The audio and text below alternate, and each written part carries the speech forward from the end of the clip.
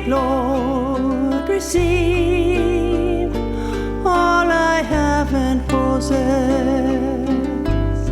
Welcome to Listening to Catholic Women, a special series sponsored by the Archdiocese of Boston. Each week, join Bishop Mark O'Connell as he engages in heartfelt conversations with inspiring Catholic women. Together, we'll hear about their faith journeys and how they live out God's call in their lives. Stay with us for an uplifting journey of reflection and inspiration.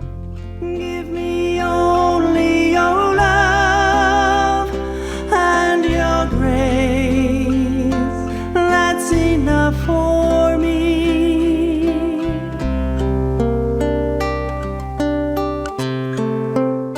Hello and welcome to Listening to Catholic Women. I'm Bishop Mark O'Connell. Today we have a wonderful guest. Her name is Wendy Rodriguez Mejia, and her current title is Director of Multicultural Ministry here in the Archdiocese of Boston. Welcome, Wendy. Thank you, Bishop Mark. Thank you. I'm so happy to be here. I'm excited to have you. Yes. And today we're talking about, there's so much you could talk about your work in the multicultural ministry, but that will come up. But we're really just talking about your faith. And knowing you pretty well, I'm thinking your faith has a lot of its origins in family, that they're very much mixed. Am I correct in that? You're correct. Yes. Tell me about that. I'm the oldest of five. I'm the daughter of Efren and Ana Maria Rodriguez. And I grew up in El Salvador. And I remember one of my earliest memories, believe it or not, is praying with my dad, praying with my father, and just kind of him teaching me those prayers that we learn as a child. And so that's where the origin of my faith starts. It's being passed down by someone that is so valuable to me, someone that I admire, and that's my father. And then, of course, I also have a strong mother with such gifts of leadership and someone who cares for her children, who takes pride in caring for us, but is also someone who has passed down that faith of believing and trusting in God. Just as Jesus would say, it shall be as you believe. That was the constant message. So I grew up with that message of, you know what? Praying is important. Someone who you admire and look up to is teaching you, but also growing up with that message of trust in the Lord and believe, and it shall so come to pass, right? So if you can see it, then you can be it type of mentality. And so, that's where that origin comes from those two important people in my life. What's an early example of your personal faith? So you have a family faith, and you still today. I know your family, your immediate family, your extended family, they all prayed together. Yeah. But when did you think, okay, that was a moment, a God moment for me? Or when did your personal faith develop? I would have to go back again to my childhood. And the reason I say this is because of that nourishment of my father teaching me the faith, the prayers, having just that awareness that there is a being beyond me, somewhere out there watching, looking out for me. I had that somewhat of awareness. I also remember being about 4 to 5 years old and thinking, God only sees me. And again, you and I were just talking about Mr. Rogers' Neighborhood, right? Right, we were. We were just talking about that, how most kids during that time when they watched Mr. Rogers felt that they had that personal connection with him, that he was talking to them directly. Well, I had a sense that somehow God could only see me, or not only see me, but could see me, could hear me, which is true, right? But I had that awareness. And so I remember thinking, okay, those watching eyes, that presence is over me. I need to behave. I need to act well. So if I could say that first awareness of God, I would have to go back to my childhood. As I continued to grow in my faith, going to mass, being part of a prayer group. I remember when I was 11 years old, I started attending a prayer group, the Charismatic Renewal Prayer Group with my family, with my mom and dad and my siblings. And I remember at one time I was just like, oh, do I really have to be here? This is so boring. And something came over me eventually, that realization that I'm not here to please anybody. I'm here, again, to be in relationship with this person that sees me, that being, that, God that sees me. And so from that point on, I was 11. I remember I made the decision that I was going to attend the prayer group, not because my parents were making me, not because I was trying to please anybody, but because I wanted to be in relationship with God and please Him. At 11 years old, I think now that I look back at it, it's kind of mature, don't you Very, think? yeah. I surprised myself. But that is kind of where I had that realization that, you know what? I- God is not just out there. hmm He's someone who's looking to be in relationship with me, and I want to be in relationship with Him. So, So yeah. I want to talk about relationship, but first I'm confused about the timing.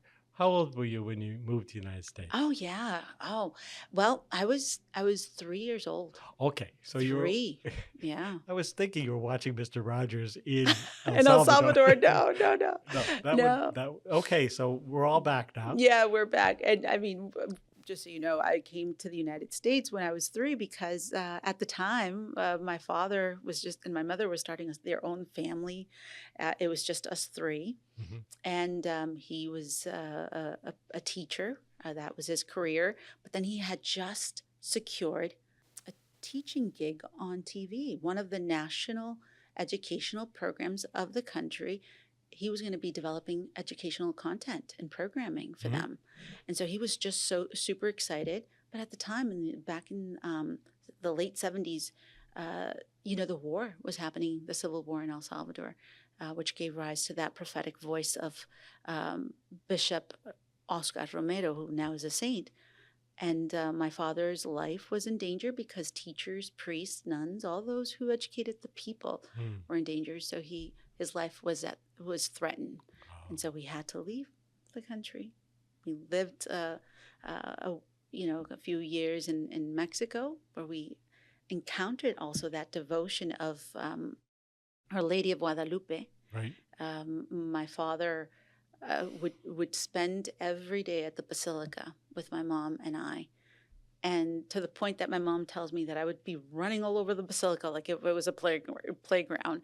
But at the same time, it just reminded her of like that biblical passage of Samuel, the prophet Samuel, that he was in God's house, also running and just feeling at home. And so we left Mexico and then came to the United States, and the rest is history. We've been here. My grandmother was a U.S. citizen, so she petitioned the whole family, and we entered the country legally. Thank God, and and then the family just grew here. Yeah. Nice. So, Okay, so I'm caught more up on the timing of it. And you had a God moment, a very mature God moment when you were 11, where you decided to have faith in your own. And then as a young person, as a young adult, how did your personal faith grow? Yeah, so I credit a lot, again, just to give you a little bit of background. I grew up in a family where I would go visit my grandmother, and she would be praying the rosary at 6 p.m. or 7. That was the rule, right? Sundays you would go to mass, and we all went together as a family. I guess that encounter of then stepping into this prayer group was helpful in my faith, because yes, I was taught to pray, the rosary and have personal prayer and then go to mass. But I was also expanding my experience with others, praying with others in a group.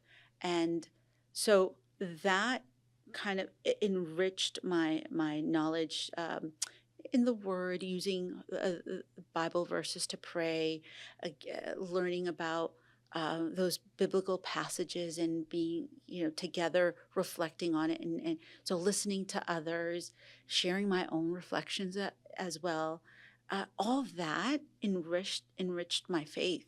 And so, again, I felt committed to that relationship with God. And I wanted to be a follower of Christ at that age. And why do I say it that way?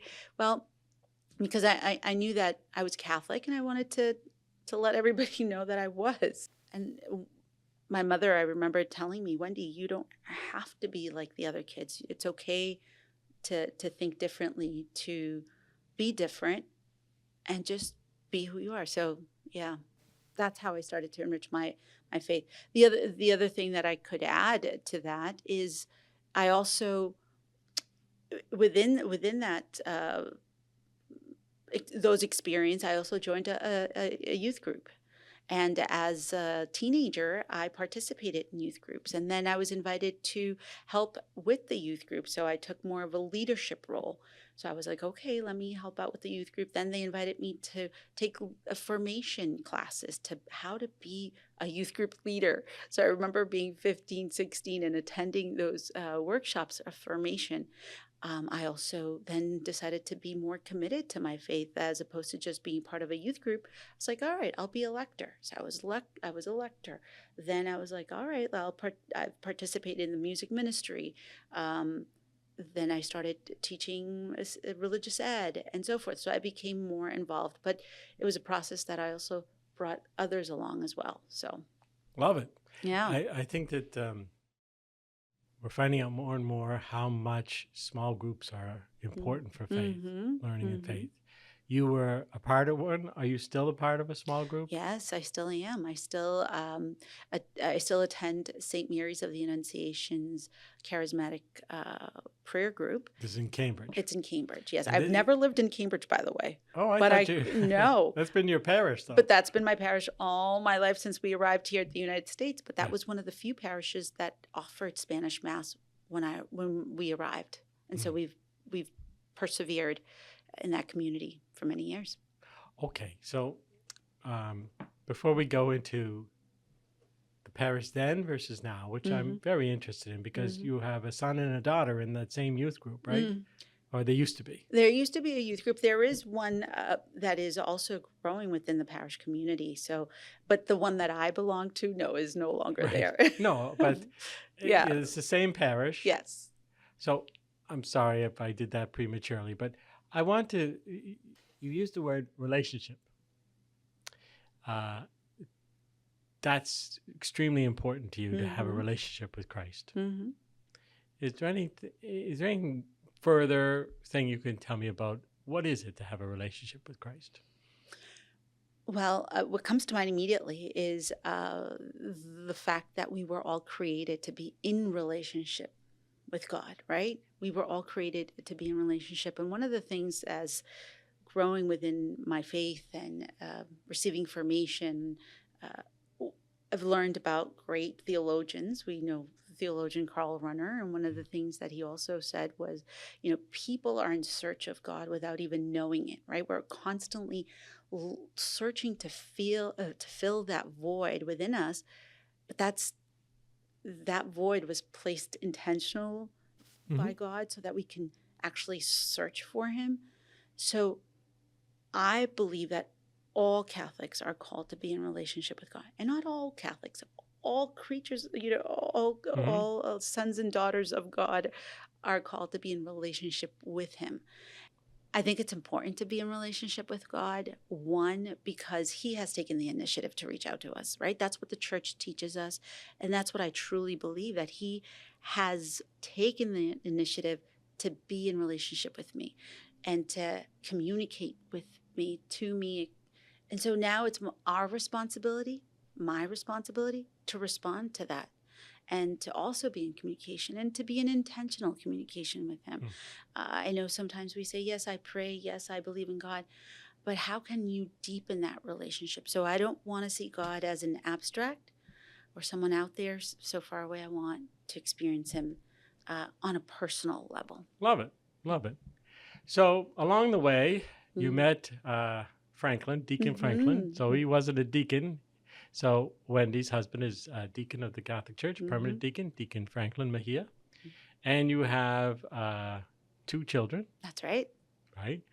And so how does, first of all, how did you meet Franklin and when did he become a deacon? Do you have time? No. Well, the thing is, we met within the youth group, Oh. within church life. It just so happens that I was at a youth group and we had a common friend who also worked in youth ministry. He introduced us.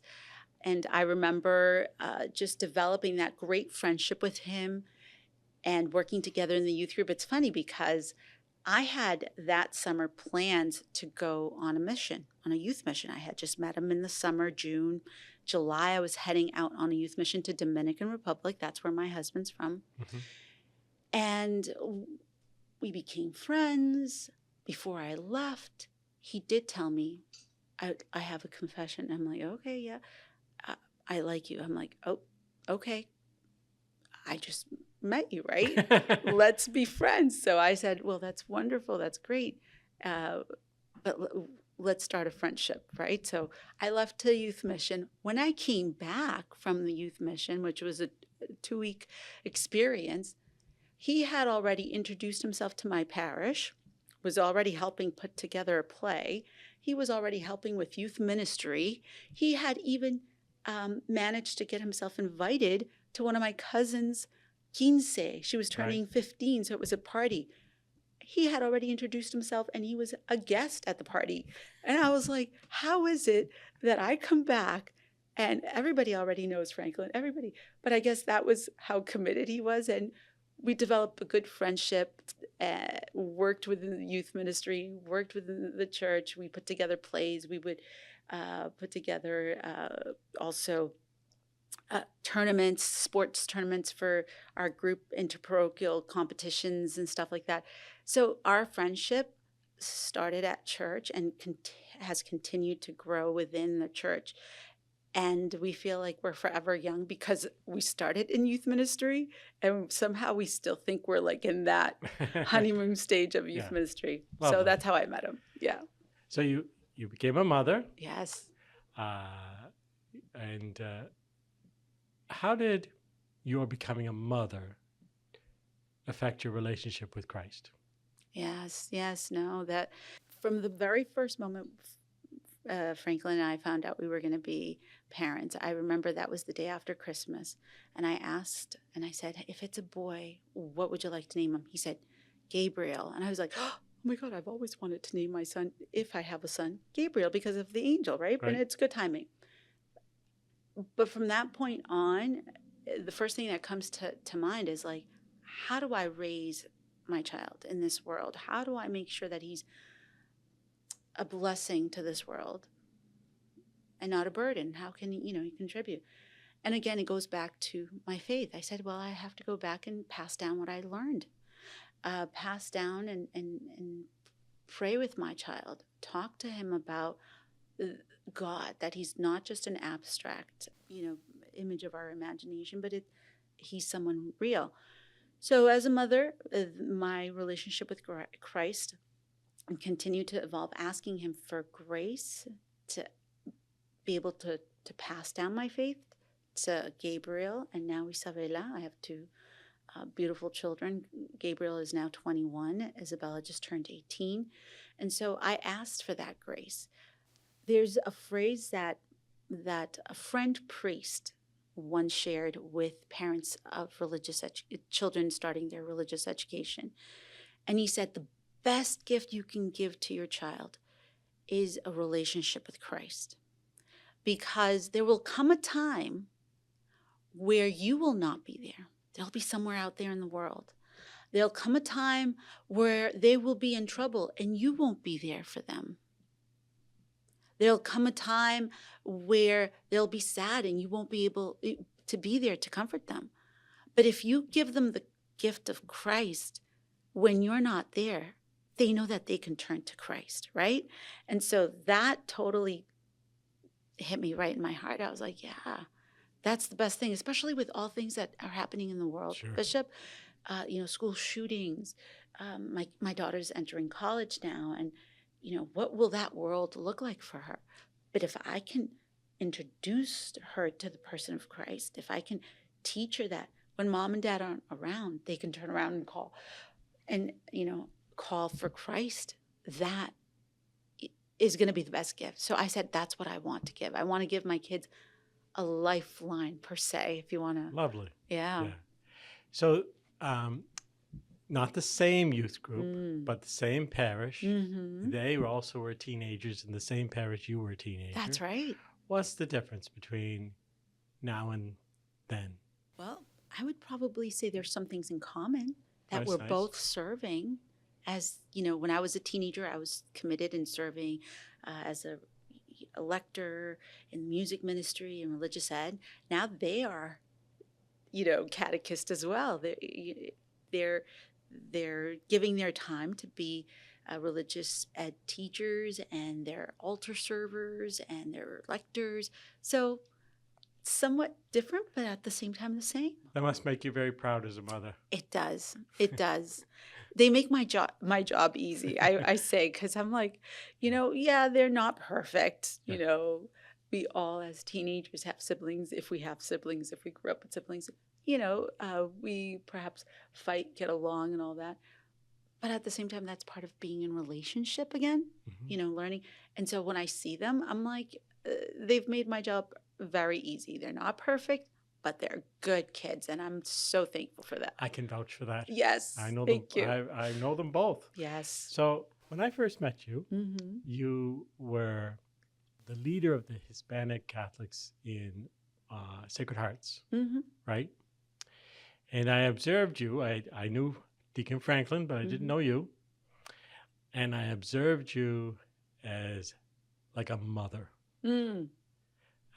to the whole community. Yeah. Okay. You've worked a lot with our immigrants who come and with our Hispanic communities. Yeah.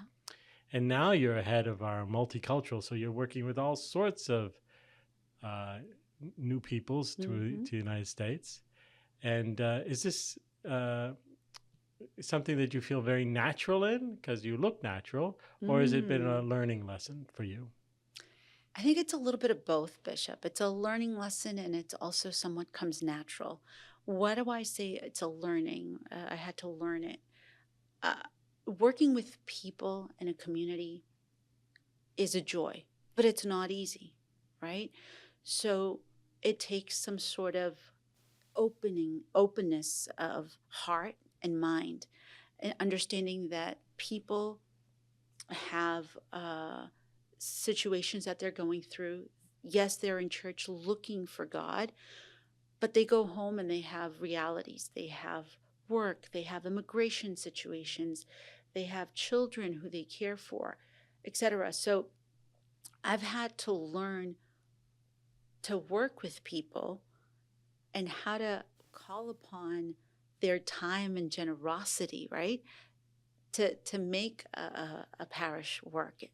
And so learning how to involve others, how to call. We're reminded that Jesus, in order to start his ministry, he didn't just do it on his own. He called people. He invited them to be part of this great adventure, this great project of the kingdom of God, right?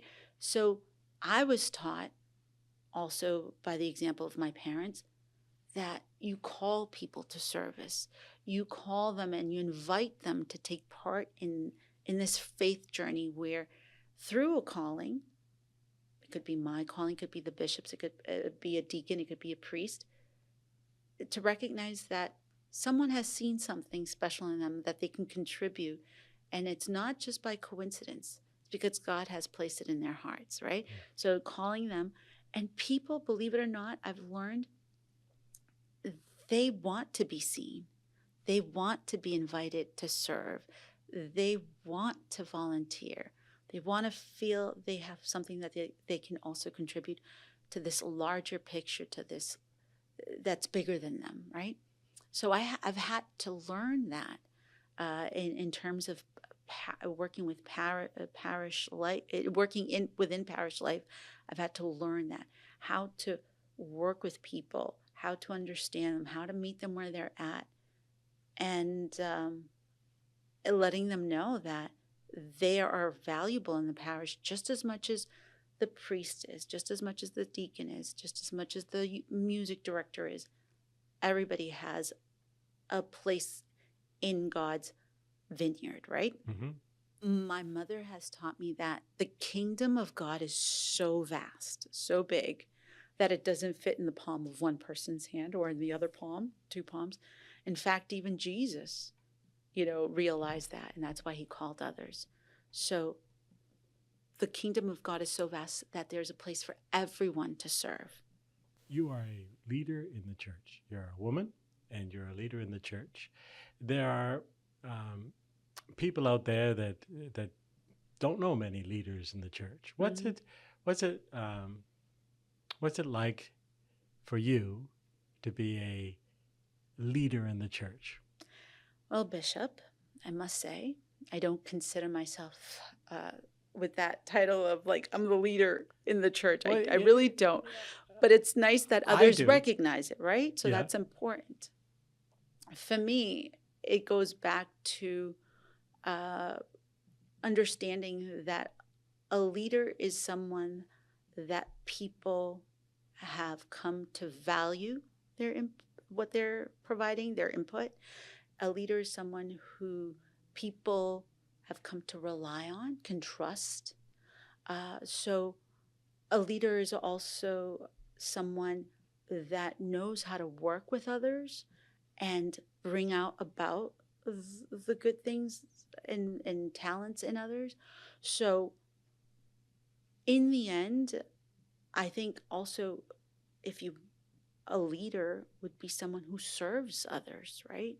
So if I am serving others, if I'm able to provide someone comfort, relief, advice, a helping hand, and I can serve, and then in that moment they find value in it and they hear my counsel, my recommendations, and so be it, but yeah, I think I think being a leader is not who is in front and giving the orders, but it's about who is walking along with the people and working side by side with them, rolling up your sleeves.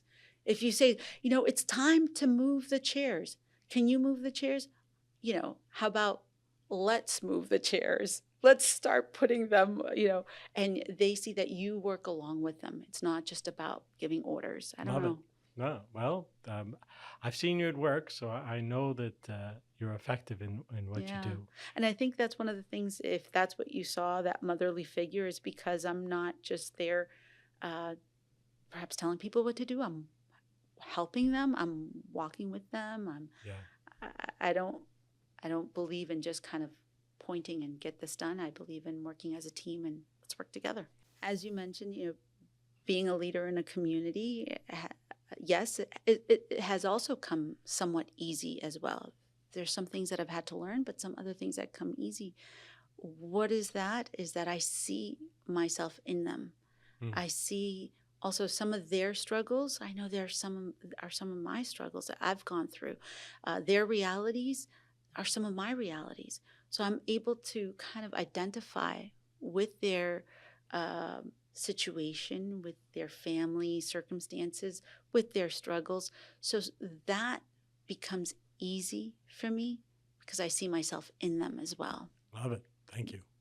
There might be some young woman out there who's listening and is on the edge of faith.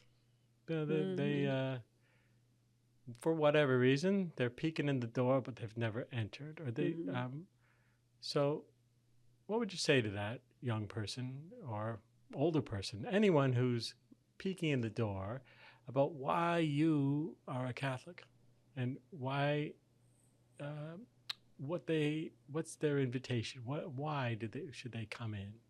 Why should they come in? Why should they? I would probably say is there is something in you that is searching for perhaps happiness, peace, perhaps searching to fill a void. Well, you don't need to search anymore. You don't need to go beyond. You've come to the right place. That void was intentionally placed in you so you can search out God, so you can find him, because he's, in fact, he's standing right in front of you. You just have to come to that realization that he's there, and seek out for him, seek out to him. Is that it? Or seek out for him? How do you just seek him? Just seek him. Exactly. And so you've come to the right place. God is it's through your openness, it's through the readings, through the sacraments, through the Word of God. That's what I meant to say. Through the Word of God, through the sacraments, that woman will come to know Christ. She will come to know, because I can tell her all the wonderful things that Christ is for me and how wonderful, but if she doesn't take that step, right, to respond to that knocking at the door, like I said, Jesus is already knocking at her door. Mm-hmm. She doesn't take that step to open that door, as we see it in the book of Revelation. Sorry, I'm speaking in Spanish. In the book of Revelations, if she doesn't take that step, then she doesn't know what she's missing. That relationship with Christ. Well, you took that step when you were 11. I did. I decided, you know what? I'm not here to please anybody. I'm here to please God. And therefore, I'm going to open that door. I'm going to take that step, that leap of faith. That leap of faith that, trust that God is already knocking at your door, or he's calling you, or he's already texting you. So now answer that call. And enter in that relationship, enter in that conversation. Seek out the Word of God. He will speak to you through his Word. Seek out the sacraments, and he will also speak to you through that. Seek out a community. God will also speak to you through that community as well. Do you have a powerful experience of God that you can share in your life, that God touched your heart? I do, actually. As you sit and ask that question, I'm immediately brought back to a moment in life where my husband and I, already had our kids. We were both let go of our job without a way to provide to our children, right? And so I remember it was around Christmas time. And I would ask myself, and I would ask God, how am I going to fill the tree with gifts for my two children? How am I going to do this? And I remember trusting in him. And I said, you're going to have to help me. You're going to have to help me somehow, some way. But see, one of the things that I've learned is faith is action. So I remember starting to call different organizations. I remember that, there's Toys for Tots, there's Globe Santa, there's this and that. So I would call, and they would say, sorry, those requests and petitions need to be submitted months in advance. It's already too late.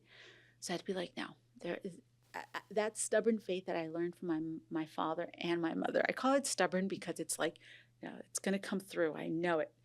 And so I kept on picking up the phone and calling. And at one point, a friend said to me, a sister of a friend said to me, Wendy, we have lots of toys left over for Christmas. Do you know a community? Do you know anybody who might need these toys? There are a lot of toys. And I said, yes, I know a community, and I know people that I can give these to. And in fact, if you don't mind, I can also give some to I explained to her my situation, to my children. And she said, Wendy, take them all. Do what you will with it. And I said, okay, I will. I remember that Christmas, I was able to fill the Christmas tree, with gifts from my children. But I was also able to give gifts to the kids in the parish community. I was also able to give some gifts to my nieces and nephews that I would ask myself, how am I gonna give them a gift. They're expecting Auntie Wendy to provide them a gift. And so for Christmas, a Christmas gift. And I even saw the generosity beyond that person. We even received such wonderful support from you. You knew that we were going through a situation like this, and you provided such a wonderful counsel and support. And so at that moment in my life, I experienced God, because I was reminded, when I don't have anything at all, and I can put my trust in God, He will supply, He will provide. And when He provides, He just doesn't provide a little bit, He provides a lot. So I learned a lesson. Sometimes it's okay to have nothing and say, God, I have nothing, but I know that you have bountifuls in heaven. And so that is great news that I don't have anything, because that means I have to rely on your bounty, right? Whenever we are feeling that we don't have anything, yes, it's human. It's okay to worry. It's okay to feel sad. It's okay to cry, in fact.